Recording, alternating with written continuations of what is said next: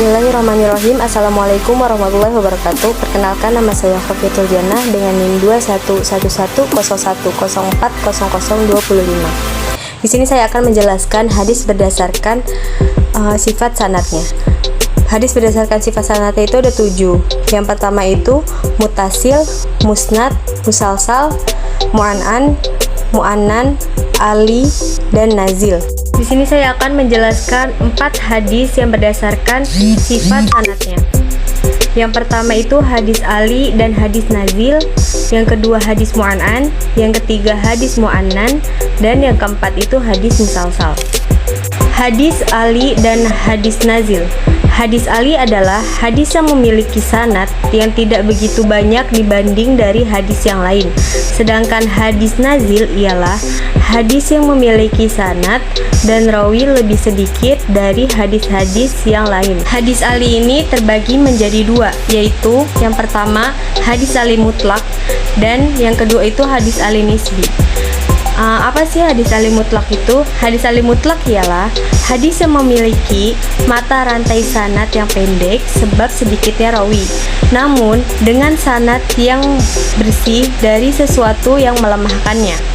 Yang kedua itu hadis ali nisbi. Hadis ali nisbi itu ialah hadis yang meski memiliki mata rantai sanad yang panjang, namun memiliki keistimewaan dibanding dengan sanad yang lain. Nah, hadis ali nisbi ini juga terbagi menjadi 4. Yang pertama itu hadis ali yang disebabkan dekat dengan salah satu imam hadis seperti Imam Malik, Imam Auza'i, dan yang lainnya. Meski setelah imam tersebut banyak rawi sebelum sampai pada Nabi Muhammad SAW. Yang kedua, hadis ali yang disebabkan riwayat dari kitab Sahih Bukhari, Sahih Muslim, dan kitab induk hadis lainnya. Yang ketiga itu hadis ali yang disebabkan periwayatnya meninggal terlebih dahulu. Yang keempat, hadis ali yang disebabkan oleh rawi hadis mendengar hadis lebih lama dari rawi yang lainnya. Selanjutnya hadis nazil. Ada 5 pembagian hadis nazil, yaitu yang pertama hadis yang bilangan rawinya sampai kepada Nabi Muhammad. Yang kedua, sanad yang dibilang rawinya banyak sampai kepada salah seorang imam hadis. Yang ketiga itu sanad yang dibilang rawinya sampai kepada salah satu kitab hadis yang teranggap banyak dibandingkan dengan sanad yang lain.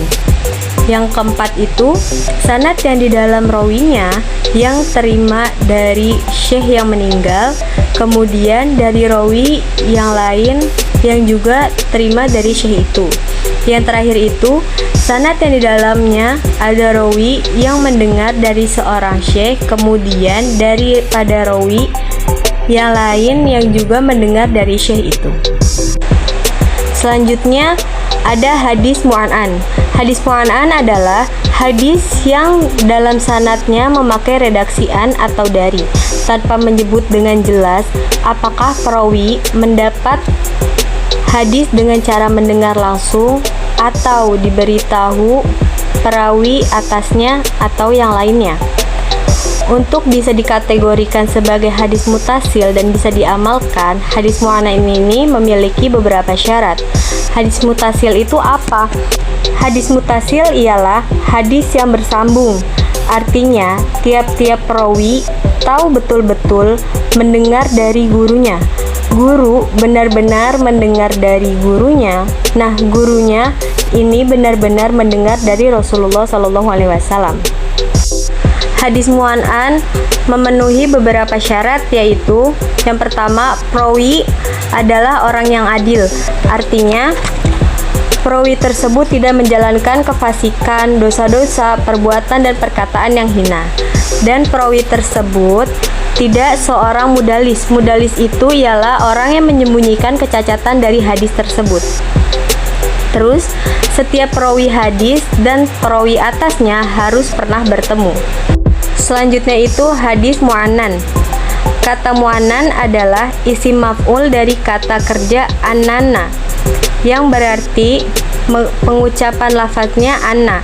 Sehingga pengertian hadis mu'annan adalah hadis yang perawinya mengucap lafaz anna, seperti haddatsana fulanun anna fulanan. Adapun hukum hadis mu'annan menurut Imam Ahmad dan beberapa ulama lain adalah munqati. Nah, munqati itu apa? Munqati itu hadis yang di dalam sanadnya terdapat rawi yang tidak disebutkan atau tidak jelas identitasnya, persambungan sanadnya. Sedangkan menurut mayoritas ulama, hadis mu'annan sama dengan hadis mu'an'an, sehingga bisa dikategorikan muttasil selama memenuhi syaratnya. Syaratnya itu sama seperti hadis mu'an'an. Yang terakhir itu hadis musalsal. Hadis musalsal ialah hadis yang setiap perawinya mengikuti satu sifat atau satu keadaan tertentu dari para perawi atasnya pada satu kesempatan dan mengikuti sifat atau keadaan saat perawi pada kesempatan yang lainnya. Macam-macam hadis musalsal. Yang pertama itu hadis musalsal dengan gerakan atau tindakan para perawinya. Yang kedua, hadis musalsal dengan perkataan para perawinya. Yang ketiga, hadis musalsal memandang sifat periwayatannya. Yang terakhir, hadis musalsal memandang waktu periwayatannya.